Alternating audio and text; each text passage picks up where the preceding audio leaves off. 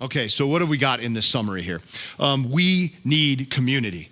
That's what God calls us to. That's what relationships are all about. That's what religion focuses on. Family and friends leaning on each other. But we also recognize that in this concept of faith, that God is helping us to recognize that we, all of us, have a yearning for something to be a part of, something that is beyond ourselves. And God invites us to be a part of that. So what does this mean to us and how we're supposed to act?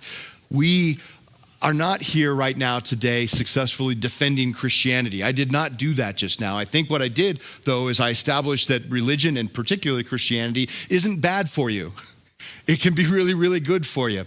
But we do need to take the time then to intentionally explore what our relationship with God is all about.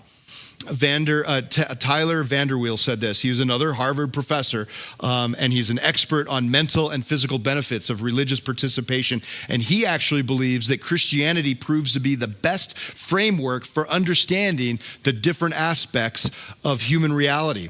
And he suggests this, that any educated person should at some point have critically examined the claims for Christianity and should be able to explain why he or she does or does not believe in them. So that's the call for us, is to seriously dive into our faith and be willing to face the hard questions. God invites us to be in this relationship with him, and he's been inviting us from the very, very beginning. In Deuteronomy chapter 10, God speaking to the people of Israel says this, "And now Israel, what does the Lord your God require of you? He requires only that you fear the Lord your God and live in a way that pleases him, and love him and serve him with all of your heart and your soul. And you must always obey the Lord's commands and decrees that I am giving you today for your own good." That last piece is really, really important. God gives us advice on how to live our lives, not to try to limit our ability to have fun, but for our benefit. When we embrace God and the way that he calls us to live life, we will live the fullest life we can possibly live.